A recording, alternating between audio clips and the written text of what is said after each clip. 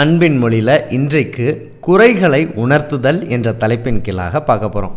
என்னங்க, பிறரின் குறைகளை உணர்த்துறது, பிறரின் குறைகளை சுட்டி காட்டுறது அன்பின் வெளிப்பாடா, அன்பின் மொழியான்னு யோசிக்கிறீங்களா? ஆமாங்க.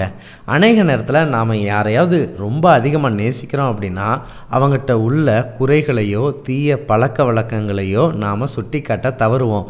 ஏன்னா நாம் போய் எதாயின்னு சொல்லி நம்மிடத்தில் உள்ள உறவுகளை முறித்து கொள்வாங்க, நம்மகிட்ட பேசாமல் போயிடுவாங்கங்கிற பயத்திலேயே நாம் சொல்வதை தவிர்க்கக்கூடிய நபர்களாக இருப்போம்.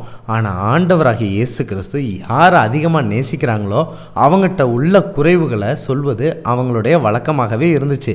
எப்படி இதை நான் சொல்கிறேன் அப்படின்னா, வெளிப்படுத்தின விசேஷ புத்தகம் 2 மற்றும் 3 அதிகாரத்தில் தன்னுடைய திருச்சபையை பார்த்து உன்னிடத்தில் ஒரு குறை உண்டு என்று ஆண்டவர் அநேக முறை சொன்னதை பார்க்க முடியுது. இது மட்டும் அல்ல, ஐஸ்வர்யவானான வாலிபனையும் பார்த்து ஆண்டவர் அவன் மீது அன்பு கூர்ந்து உன்னிடத்தில் ஒரு குறை உண்டுன்னு சொல்வதையும் பார்க்க முடியுது. அப்படின்னா நாம் யாரை அதிகமாக நேசிக்கிறோமோ அன்பு கூறுறோமோ அவங்க வாழ்க்கையில் உள்ள குறைவை சொல்ல வேண்டியது நம்முடைய கடமையாகவே இருக்குது.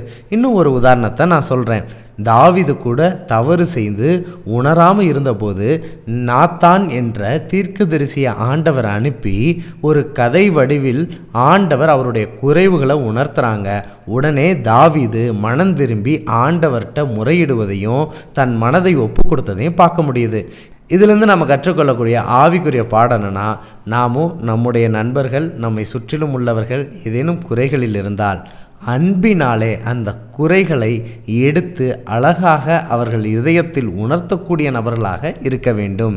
சிநேகிதன் அடிக்கும் அடிகள் உண்மையானவைகள், சத்துருக்கள் இடும் முத்தங்களோ வஞ்சனையுள்ளவைகள் என்று வேதம் கூறுகிறது.